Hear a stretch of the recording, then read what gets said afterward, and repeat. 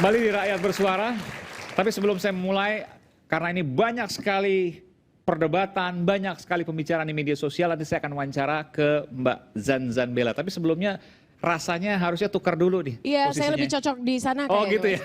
ya, Bang Farah di sini, oke. Ya. Ini kayak, oh diambil tuh Bang Farhad, oke. Saya ke Mbak Zanzan Bella dulu, nanti baru ke Ibu Titin. Mbak Zanzan, Iya. apa yang Anda lihat di media sosial saat ini? Ini begitu gaduh, bahkan Anda juga sempat dibully karena menyampaikan sesuatu. Bisa Anda ceritakan? Iya, jadi yang pertama mungkin yang ditunggu-tunggu sama netizen ini adalah suaranya Bapak Rudiana. Betul, ayah dari Eki. Ya, ayah dari Rizky Rudiana atau Eki. Nah di sini saya tadi merangkum, kata Bang Farhad, bukti kita kesampingkan dulu. Justru saya ini yang ada di dalam kepala saya itu mana buktinya?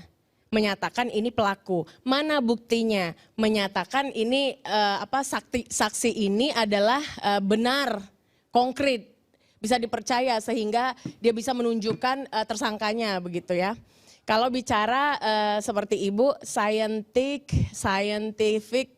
crime investigation. Scientific crime investigation. Iya, harusnya kan itu punya data yang konkret.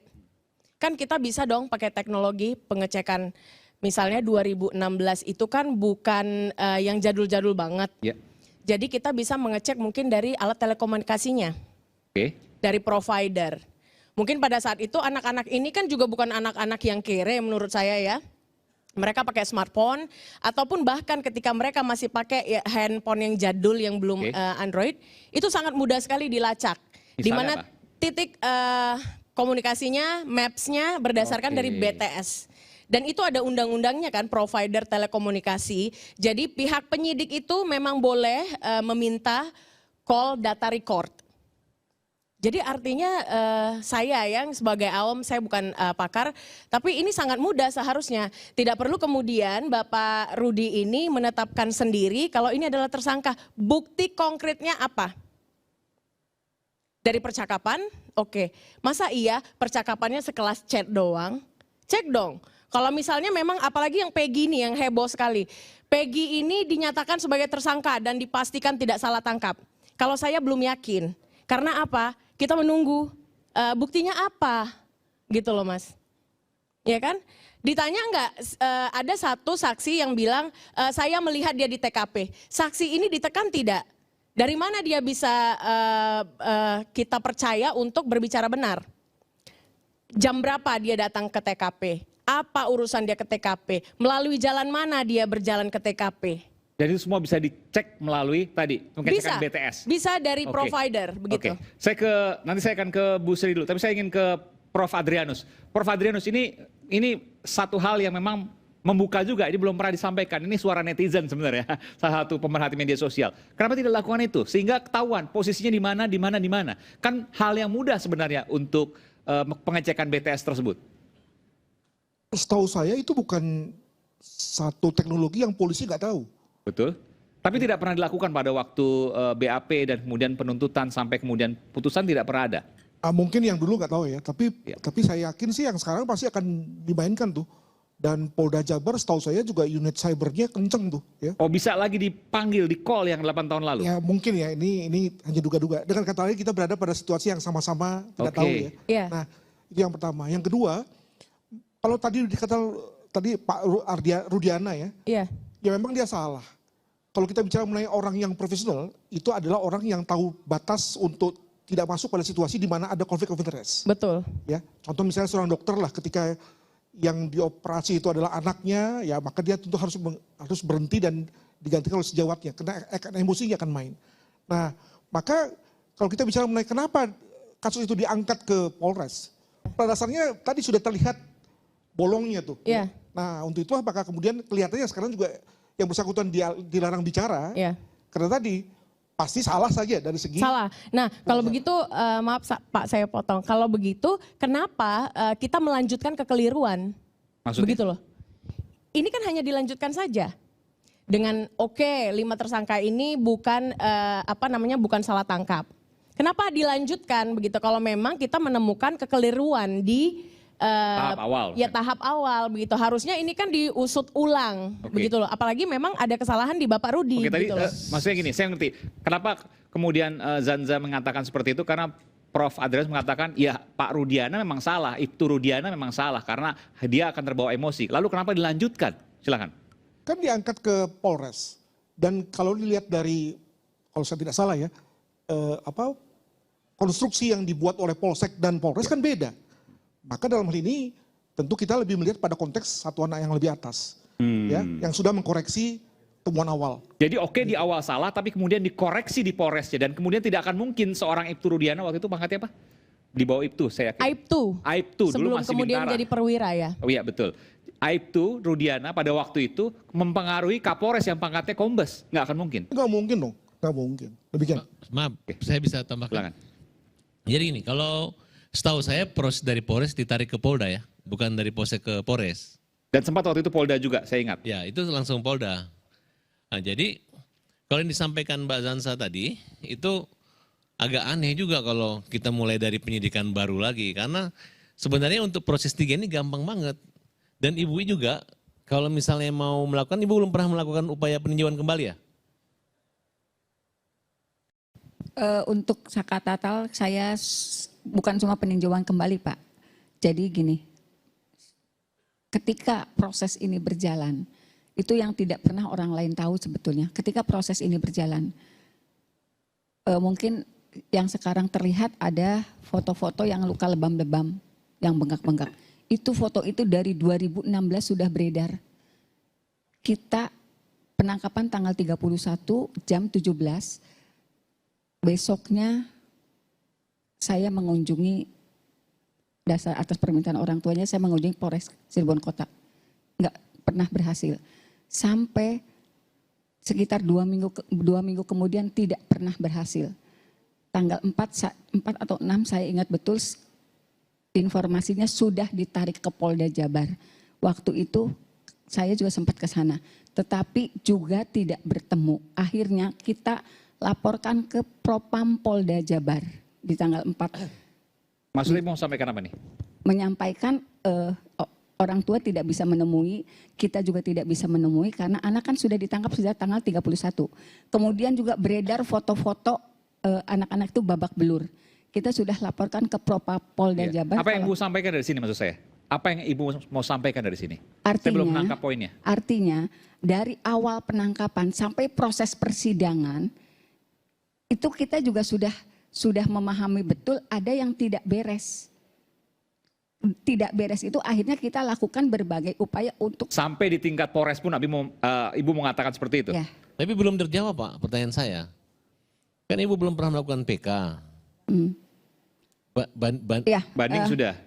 Bapak gini, Ini perkara sampai kasasi kan? Enggak. ya sampai ke kasasi. Tapi Ibu belum melakukan PK maksud saya. Bukan. Ini informasi yang saya terima dari PN itu kemudian banding, tapi kemudian tidak ditindaklanjuti karena dianggap waktu itu Pak Yogi yang ke sini, itu kemudian tidak diberi informasi, jadi keburu kedaluarsa. Ya, masih bisa PK. peninjauan Masih bisa kembali. PK, tapi tidak bisa kasasi, betul. Ya, nggak bisa kasih. Jadi Ya. menurut saya daripada menjadi kegaduhan di Indonesia saat ini, Ibu kan punya dasar. Seandainya visumnya itu berbeda dengan fakta di persidangan, nah, atau saya belum lihat putusan majelis hakim, gitu. Ibu bisa melakukan peninjauan kembali. Apakah pertanyaannya sederhana Bu, apakah Ibu akan mengajukan peninjauan kembali dengan data-data baru dan keyakinan yang Ibu miliki, bukti-bukti yang Ibu miliki?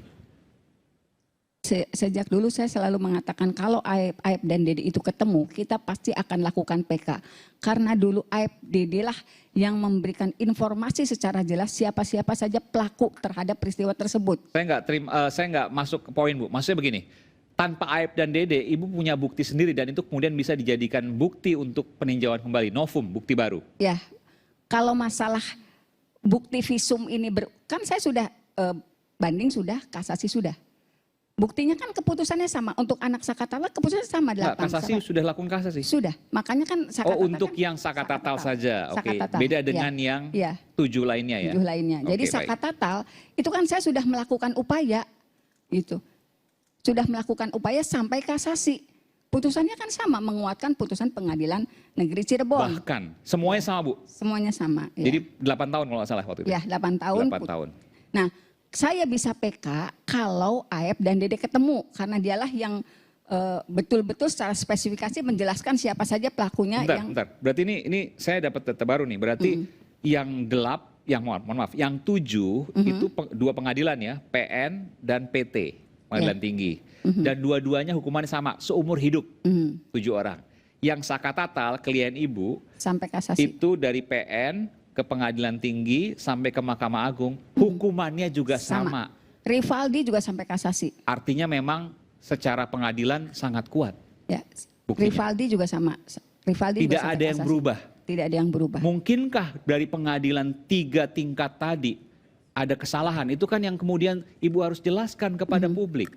Kalau seandainya ada kesalahan, ada ketidakyakinan, rasanya tidak akan mungkin di 3 tingkat pengadilan itu hukumannya tetap sama. Ya, sekarang kalau misalnya bahasanya seperti itu, Mas, DPO kan sudah orang DPO yang 3 aja udah tahu semua kan. DPO itu namanya Peggy, Andi, sama Dani, DPO. Nama DPO itu tertuang di dalam putusan di halaman 126, 127. Tertuang loh Mas, nama DPO itu tertuang di putusan. Kemudian juga di halaman 134, karena putusan itu 144 halaman. Ya. Di 134 menimbang, DPO itu disebutkan kembali.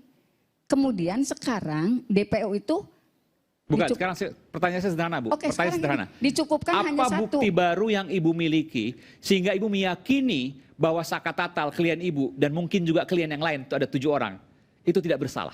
Ya saya nggak mau ngomong sekarang Mas. Masa ngomong sekarang bukti barunya apa?